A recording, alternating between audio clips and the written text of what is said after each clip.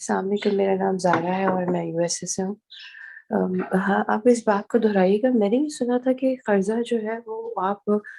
غیر مسلم سے تو لے سکتے ہیں، جیسے ہم یہاں رہتے ہیں اور ہم مورگیج پہ ہیں،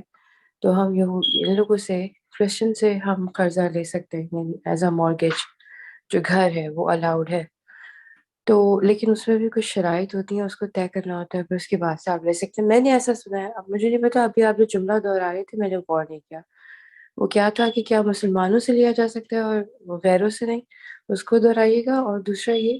کہ ایک اور بات میں نے سنی تھی، آپ نے کہا اسلام میں یہ اجازت ہے کہ عورت باہر کام کرے۔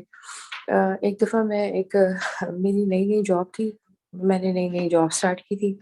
تو ایک پورا جو ایک بہت سارے لوگ تھے، سب سید تھے، اور انہوں نے جو ہے وہ لان تان شروع کر دی کہ سید کی عورت گھر سے باہر نکل کر کیسے جاب کر سکتی ہے، سید کی عورت کو تو گھر میں ہی ہونا چاہیے۔ پھر میں نے سوال کیا کہ اگر سید کا شوہر مر جائے تو پھر وہ عورت کیا کرے گی؟ وہ خمس کھائے گی۔ تو خمس جو ہے وہ اس دور میں کس طریقے سے کھایا جا سکتا ہے جیسے اب ملتا ہے؟ بہرحال یہ ایک تھا، اور دوسرا یہ آپ نے جو بولا اس کا تھا، اور ایک بہت پہلے ایک سوال سوچا تھا وہ میں بھول گئی، خیر بہرحال اتنا ہی کافی ہے۔ یہ خیر پہلی بات تو یہ کہ جو میں نے کہا وہ قرض کے اعتبار سے نہیں تھا، وہ سود کے اعتبار سے تھا، انٹرسٹ کے اعتبار سے تھا۔ قرض آپ کسی سے بھی لے سکتے ہیں، قرض میں اتنا مسئلہ نہیں ہوتا، آپ چاہے مسلمان سے لیں چاہے کسی غیر مسلم سے لیں، قرض کے مسائل نہیں، مسئلہ ہے انٹرسٹ کا۔ انٹرسٹ میں سب سے پہلا، ہاں سود کا مسئلہ، تو سب سے پہلا جو مسئلہ ہے وہ یہ ہے کہ آپ مسلمان کے ساتھ سود کا کوئی معاملہ نہیں کر سکتے، نہ دے سکتے نہ لے سکتے، ڈور کلوز۔ جو کافر ہے، غیر مسلم ہے، اس سے آپ سود بڑے ایزی، مثلا فرض کریں کہ آپ کے پاس وہاں پہ انویسٹمنٹ ہو، آپ کہیں سے پیسے آپ کے پاس آئے ہوئے ہوں اور آپ وہاں پہ کسی کو ضرورت ہو، آپ اس کے ساتھ بالکل لکھت پڑھت کے ساتھ آفیشلی باقاعدہ کر کے اور آپ اس کو دے سکتی ہیں کہ بھائی تم عیسائی ہو یا تم یہودی ہو یا تم مثلا ہندو یا اینی ریلیجن ہے تمہارا ادر دین اسلام، تو تم مجھے اتنا سود دیتے رہنا، یہ پیسے لے جاؤ، تم کرو جو تم نے کرنا اور اتنے بعد اس سے بعد مجھے واپس کر دینا، یو کین ڈو اٹ۔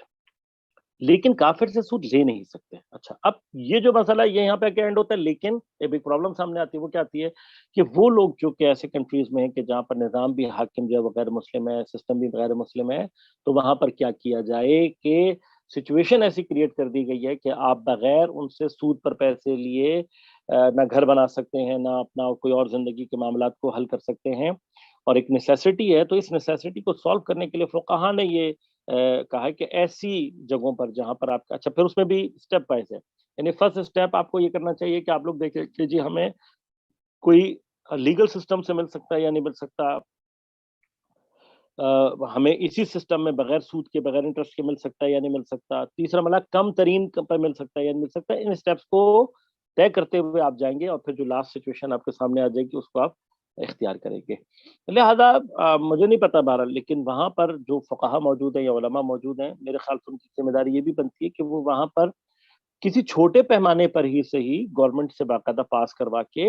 اور وہاں کے جو مخیر حضرات ہیں ان کے ذریعے سے ایک کائنڈ آف چھوٹا لون سسٹم شروع کریں کہ جو کم از کم چھوٹے موٹے پرابلمس میں آپ کو سود سے بچائے اور آپ کی ضروریات کو پورا کرے، اور آپ لوگ جو ہے اس کے مطابق اپنی زندگی گزاریں، کیونکہ جو شاید گرو کر کے آگے چل کے ایک مضبوط جو ہے وہ سلسلہ بھی بن سکے۔ لیکن جب تک یہ سلسلے نہیں ہیں، اپنی ضروریات، مثلا جیسے پہلا اور ایک گھر لینے کے لیے جو ہے وہ آپ اس طرف جا سکتے ہیں، تو وہاں پر یہ کہ آپ بادل نخواستہ جس کو کہتے ہیں وہ آپ یہ کانٹریکٹ کریں گے، اور یہ ہوگا کہ کہیں پر بھی مجھے اگر موقع ملا تو میں اپنے آپ کو اس کانٹریکٹ سے باہر نکال لوں گا، اس قید کے ساتھ آپ وہاں پر لے سکتے ہیں مجبوری کی صورت میں۔ اب یہ مجبوری کی صورت جو ہے یہ انٹرسٹ لینے والے کو خود اپنے لیے ڈیفائن کرنا ہے، کہ میں آ کے یا فقیر آپ کو نہیں بتائے گا۔ یہ مجبوری کی صورت یعنی کیا ہوگی کہ آپ قیامت کے دن اللہ کو یہ جواب دے سکیں کہ پروردگار میں نے یہ ساری کوششیں کی تھی، جب یہ نہیں ہوئی تو میں نے ازراہ اضطرار و مجبوری، اور اس ارادے سے کہ میں گناہ نہیں کرنا چاہتا تھا میں نے مجبوری میں یہ کیا۔ تو اگر یہ جواب ایسے دے سکتے ہیں آپ خدا کو، تو پھر اس کو آپ کو اجازت یہاں پر موجود ہے۔ جو بات آپ نے دوسری کہی، خیر اب اگر فرض کریں کہ 1,00,000 جوہلا مل کر بھی دین کی کسی حکم کے متعلق بات کریں گے تو وہ دینی حکم ہرگز نہیں بنے گا۔ بات یہ ہے کہ سید ہو یا غیر سید ہو، مسلمان خاتون کا باہر نکلنے پہ کوئی مسئلہ نہیں ہے، اگر وہ پردے کو رعایت کر رہی ہے، اگر وہ کسی ایسی جگہ جا رہی ہے کہ جہاں پر وہ کسی نقصان کا شکار نہیں ہوتی اور خود کسی گناہ میں مبتلا نہیں ہوتی، ان قیودات کے ساتھ اگر اس کے لیے کہیں کام کرنا ممکن ہے تو اس کے لیے کام کی اجازت ہے۔ اب میں نے جو آپ کی خدمت میں عرض کی بات وہ کلن یہ ہے کہ فرسٹ پرائیورٹی دین کی یہ ہے کہ خاتون اکنامک پرابلم سے اپنے آزاد ہو کے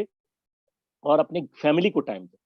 لہٰذا مثلا فرض کریں جیسے ہمارے ہاں ہوتا ہے کہ بعض خواتین ان کے بچے ماشاءاللہ بڑے ہو چکے ہوتے ہیں، اپنے اپنے اسکول کالجز کے ایک ایسے ایریا میں آ رہے ہوتے ہیں کہ جہاں ان کے پاس ٹائم ہوتا ہے، تو وہ اس ٹائم کے اندر اگر چیزوں کو مینیج کر سکتے ہیں دیکھیں ورک، کوئی اس میں ایسا ایشو تو نہیں ہے،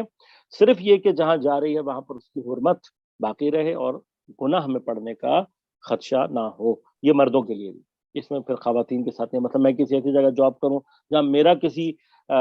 جو ہے وہ کیا نام ہے گناہ میں پڑنے کا امکان ہو تو شاید میرے لیے بھی جواز پیدا نہ ہو۔